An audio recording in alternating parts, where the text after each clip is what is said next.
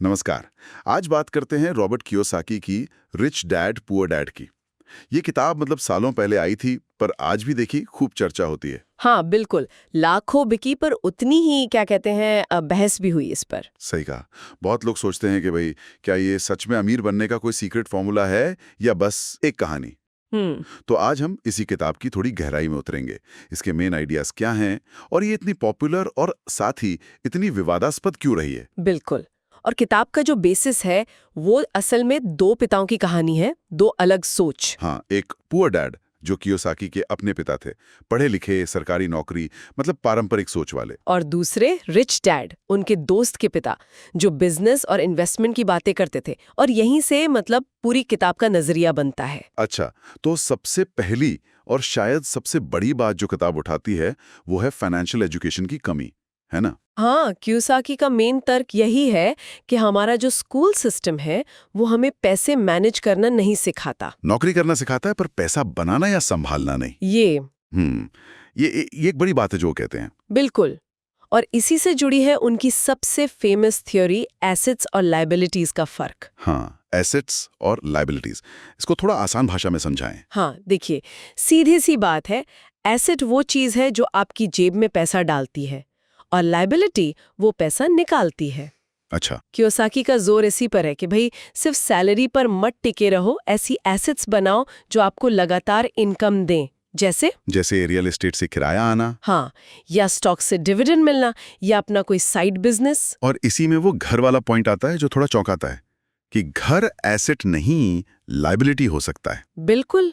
ये बात बहुत लोगों को हजम नहीं होती, पर उनके हिसाब से अगर आपका घर आपको कमाकर नहीं दे रहा, मतलब किराया नहीं आ रहा, तो वो लायबिलिटी है, क्योंकि उसकी मेंटेनेंस, लोन की किश्तें, टैक्स, ये सब पैसा ले जाते हैं। सही पकड़ा। ये पैसा आपके जेब से निकाल रहे हैं, डाल नहीं रहे।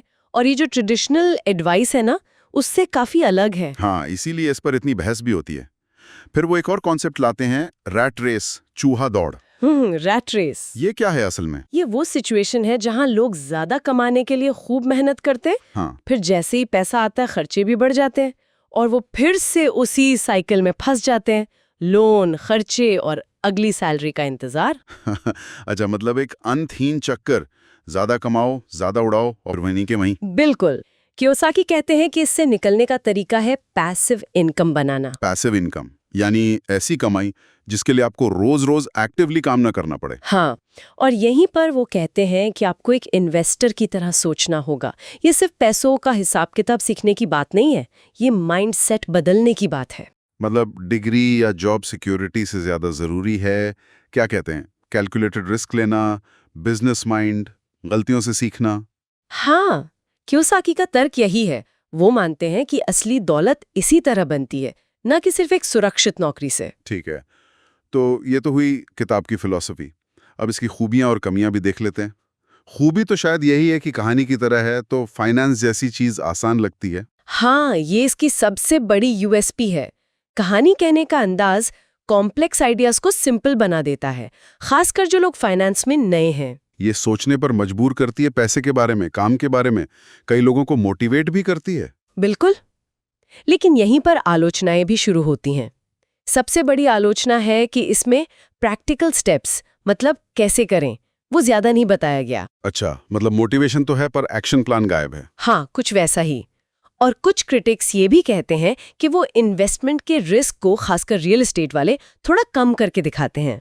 जैसे मार्केट ऊपर नीचे होता है या लोन का प्रेशर, ये सब। हाँ, और एक और बड़ा सवाल उठता है रिच डैड के असली होने पर। क्या वो सच में थे या बस एक सिखाने का तरीका? ये तो दिलचस्प है। अगर रिच डैड काल्पनिक हैं तो फिर किताब की क्रेडिबिलिटी का क्या? यही सवाल इसकी प्रामाणिकता पर उठता है। अगर कहानी की नींव ही पक्की नहीं, तो सलाह पर कितना भरोसा करें? सही बात है। और रियल एस्टेट पर उनका इतना जोर भी शायद सबके लिए काम ना करे। हर किसी की सिचुएशन अलग होती है, मार्केट अलग होता है। बिल्कुल। जो ट्रेडिशनल फाइनेंशियल प्लानर्स हैं, वो अक्सर उनकी कई सलाहों को काफी रिस्की मानते हैं। इन सब आलोचनाओं के बाद भी मानना पड़ेगा, किताब का असर तो जबरदस्त रहा है। 40 मिलियन कॉपीज। ओ हाँ, बिल्कुल। दुनिया भर में कई भाषाओं में इसने पर्सनल फाइनेंस की दुनिया में एक तरह की क्रांति ला दी। इनका वो कैश फ्लो गेम भी है, सेमिनार्स भी हैं। हाँ, एक पूरा इकोसिस्टम बन गया है। ये किताब उन लोगों के लिए एक स्टार्टिंग पॉइंट हो सकती है जो पैसे के बारे में कुछ अलग सोचना चाहते हैं या 9 to 5 जॉब से हटकर कुछ करना चाहते हैं। हाँ, एक पूरी जनरेशन को सोचने का नया तरीका दिया है इसने, भले ही एक्सपर्ट्स हर बात से सहमत ना हो। सही कहा। तो अगर पूरी चर्चा को समेटें तो rich dad poor dad basically पैसे को लेकर दो नजरिए दिखाती है, एक नौकरी की सुरक्षा वाला और दूसरा इन्वेस्टर और बिजनेसमैन वाला। और बार बार फाइनेंशियल लिटरेसी मतलब वित्तीय साक्षरता की जरूरत पर जोर देती है। हाँ, और श्रोताओं के लिए एक सवाल शायद ये छोड़ सकते हैं हम कि अगर ये किताब एक्शन प्लान से ज्यादा माइंडसेट पर फोकस करती है तो असल जिंदगी में फाइनेंशियल सक्सेस कितनी सोच बदलने से आती है और कितनी असली प्रैक्टिकल काम करने से। बहुत अच्छा सवाल है। इस पर सोचना वाकई दिलचस्प होगा।